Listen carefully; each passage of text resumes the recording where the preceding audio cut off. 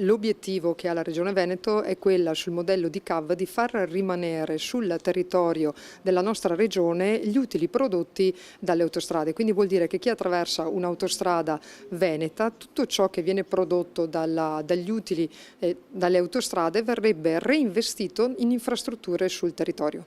L'autonomia del Veneto cambierebbe non poco anche la nostra rete infrastrutturale ed è proprio in occasione della presentazione del bilancio 2018 di CAV, Concessioni Autostradali Venete, la società fondata nel marzo 2008 dalla Regione e da ANAS, che già opera in questa prospettiva, che l'assessore Elisa De Berti spiega uno dei tanti cambiamenti che il trasferimento di 23 competenze da Stato a Regione porterebbe.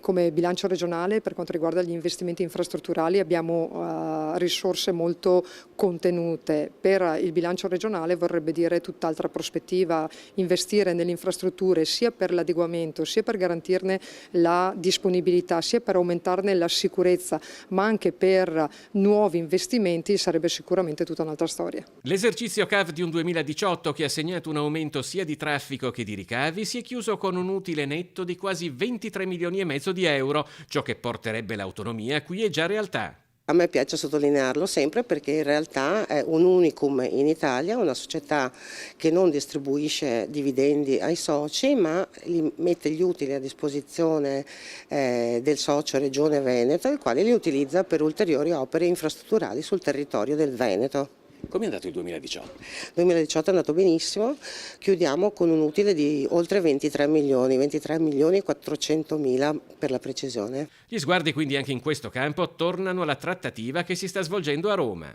È tutto un nodo politico da sciogliere con il Ministero delle Infrastrutture e con il Ministro. È una partita che sta gestendo il Presidente e io sono convinta che alla fine ad un compromesso e ad una condivisione di un progetto si arriverà.